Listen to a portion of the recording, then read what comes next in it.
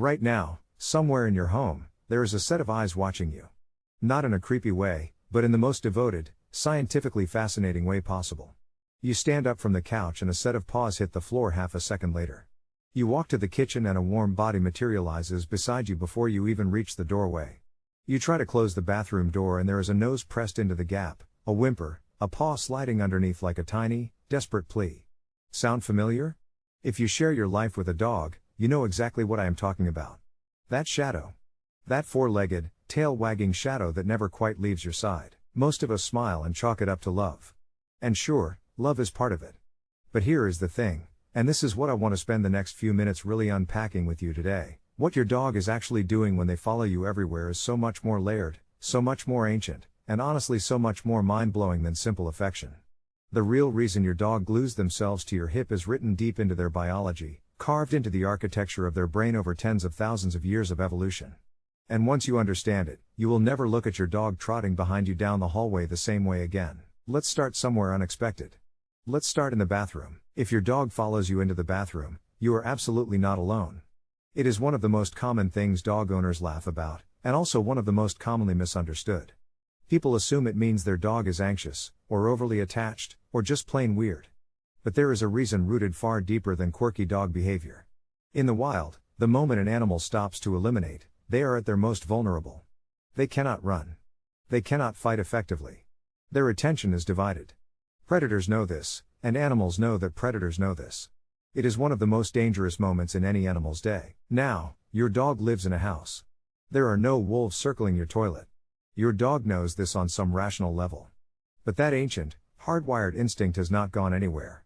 When you disappear behind a closed door, especially one that muffles sound and limits visibility, something in your dog's brain fires off a signal that says, the pack leader is vulnerable right now, and I need to be there.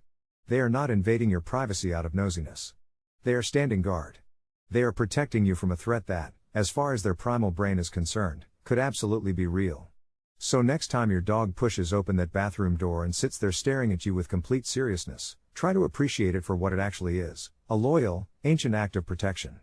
A little undignified for everyone involved, but deeply sincere. Now let's talk about something that might surprise you even more. Your dog is not just following you. Your dog is studying you. Dogs are, without question, some of the most perceptive observers of human behavior on the planet. They have been living alongside us for somewhere between 15 and 40,000 years, depending on which researchers you ask, and during all of that time, the dogs who were best at reading humans survived and thrived. The ones who could tell when a human was about to reach for a food bowl, or lace up their boots for a walk, or signal that it was safe to approach, those dogs had an advantage. And that advantage got passed down, and refined, and sharpened across thousands of generations until we arrive at the animal sitting on your floor right now. When your dog follows you through the house, one of the primary things they are doing is data collection. They are mapping your micromovements with extraordinary precision. The way you reach for your keys versus the way you reach for your phone. The specific sequence of actions that precedes dinner.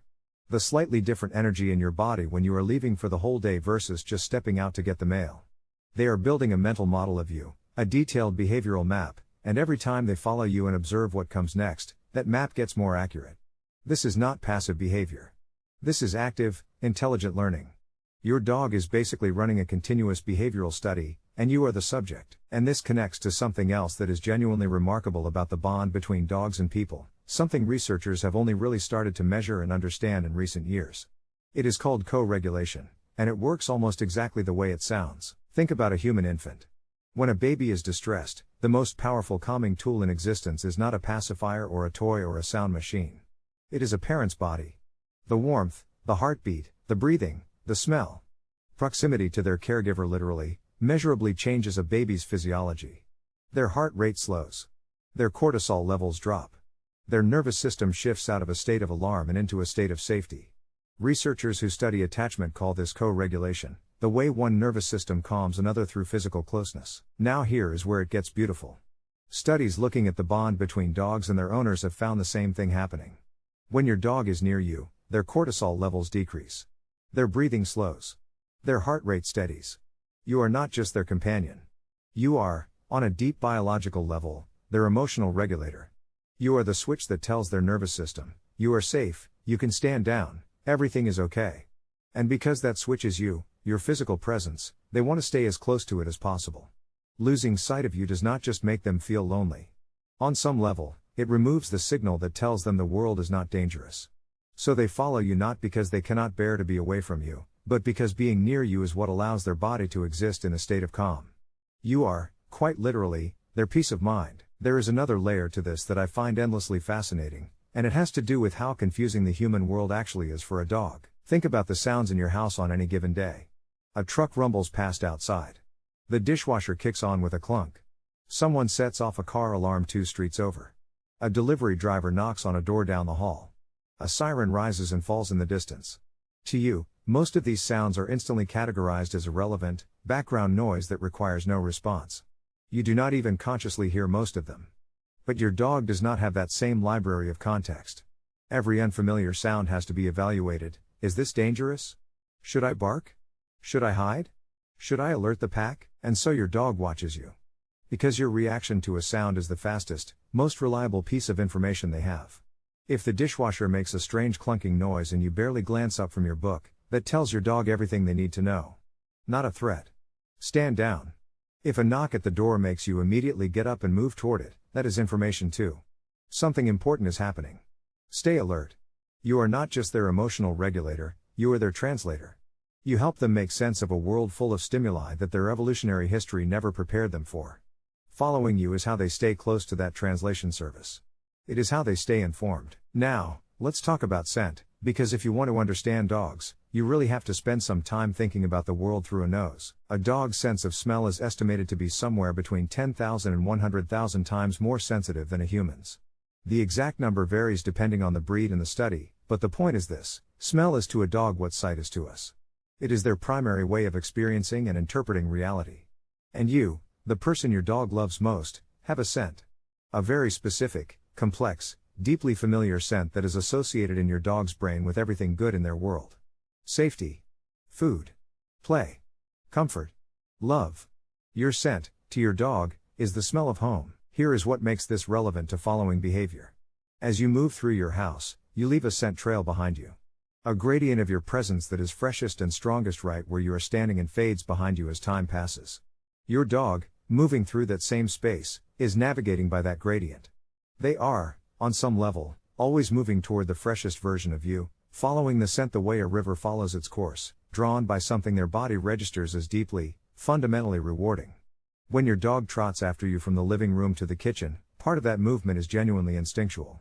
Their nose is leading them toward the place in the house that smells most like the thing their brain is wired to seek out. And then there is the evolutionary piece that ties all of this together, and it might be the most primal of all. For the ancestors of your dog, the wolves and proto-dogs who first began their long journey toward domestication alongside early humans, the pack was not just a social preference. It was a survival strategy. Alone, a canine is vulnerable to predators, likely to go hungry, and almost certain to die young. Together, a pack can defend itself, hunt effectively, share warmth, and raise young successfully. Isolation, in the ancestral environment, was not loneliness. It was a death sentence. That understanding is written into your dog at the cellular level. When you leave a room, something in your dog's ancient brain registers it not as you stepping into the kitchen for a glass of water, but as the pack fragmenting. A member of the group has broken away. The unit is no longer consolidated. And every instinct they have, instincts that evolved over tens of thousands of years, says, go after them. Bring them back. Keep the group together. Every time your dog gets up and follows you, they are acting on that impulse. They are, in their own biological language, refusing to let the pack fall apart. So when is following behavior something to pay attention to, rather than just something to appreciate? Here is the thing: shadowing you is normal. It is healthy. It is, as we have just spent all this time exploring, deeply rooted in who your dog is. But sudden changes in that behavior, those matter. If your dog has always been your shadow and they suddenly stop following you, if they start withdrawing, sleeping more, or pulling back from the closeness they used to seek, that is a red flag. Dogs in pain often isolate. Dogs in the early stages of illness often become quieter and more distant. Changes in following behavior can be one of the earliest signs that something is physically wrong, and because dogs are so good at masking discomfort, it is sometimes the only sign you get. The reverse is also true. If your dog has always been relatively independent and they suddenly become intensely, desperately clingy, following you from room to room with an anxiety they never showed before, that is equally worth paying attention to. Age-related anxiety is real in dogs. Cognitive changes as dogs get older can make the world feel less predictable, and the response is often to stay closer to the one thing that still feels completely safe, which is you. Any sudden, significant shift in following behavior, in either direction, is your dog's way of telling you something has changed. And you know your dog better than anyone. Trust that observation. So let me leave you with this. The next time you stand up from your chair and hear the familiar sound of paws hitting the floor behind you, I want you to hold this in your mind for just a moment. That dog following you into the kitchen is not needy. They are not poorly trained. They are not incapable of being alone. What they are is the product of a relationship between dogs and humans that is older than civilization, a bond so deep and so thoroughly written into their biology that being near you is, quite literally, the thing their body is designed to seek. You are their safety signal. You are their emotional anchor.